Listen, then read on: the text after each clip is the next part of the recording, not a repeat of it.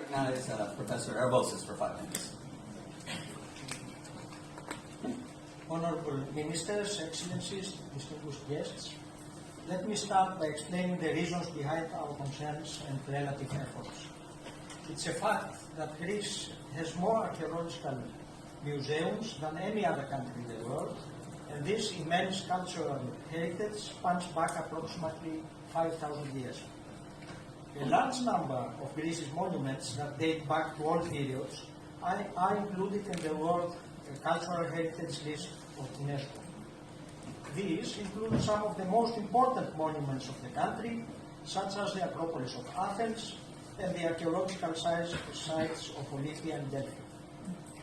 Cultural heritage is considered by many as one of the 4 pillars of sustainable development, on an equal footing with the others.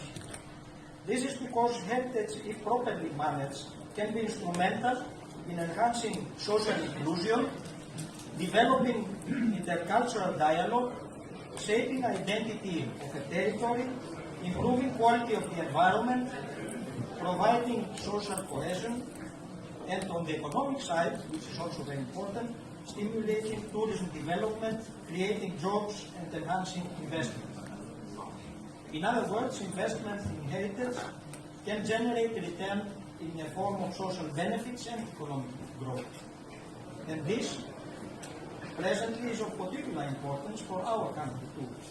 Now, for whatever regards to climate change, it became clear by the end of the 19th and especially during the 20th century that climate can change not only due to long-term natural variations, but also due to human interventions. Owing to the greenhouse effect, rising levels of carbon dioxide resulting from human activities have caused the temperature of our planet to rise, thus having an effect on an anthropogenic destabilization of the climate.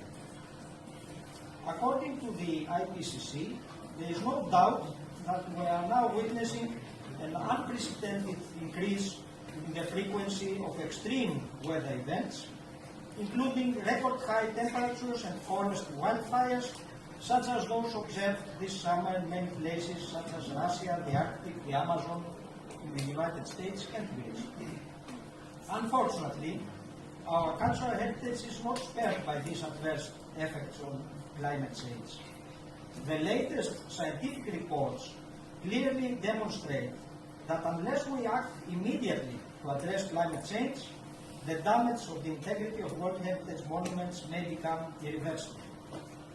Changes in rainfall patterns, humidity and temperature, as well as greater exposure to severe weather events, has led to the need for adapting cultural heritage to climate change. However, there is still limited research accomplished to date on the process of adaptation of cultural heritage to climate change. That was the main reason that Greece took the initiative to convene 4 months ago in June 2019 an international conference on the impacts of climate change on cultural heritage. The Athens conference was designed to send a strong message and raise public awareness in order to encourage effective global action on this pressing global issue. At the same time, the conference was an opportunity to elaborate a framework of viable solutions on how to monitor the damage caused and how to protect the world's cultural heritage, particularly through the use of innovative technologies, the exchange of best practices, and the promotion of multi-stakeholder projects. Various world experts that have convened at the international conference recognized that climate change is impacting on all aspects of world cultural heritage, and in particular the integrity of monuments and sites of universal value, and agreed on the necessity to introduce 3 main sets of strategy actions: research, infrastructure, and education.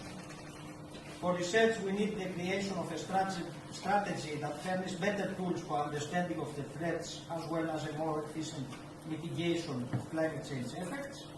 For infrastructure, the development of a strategy to help reduce the climate change impacts on cultural heritage. And finally, for education, we need the formulation of education policy that will advise educational institutions and other stakeholders on the appropriate content for such programs for the better coordination of education efforts.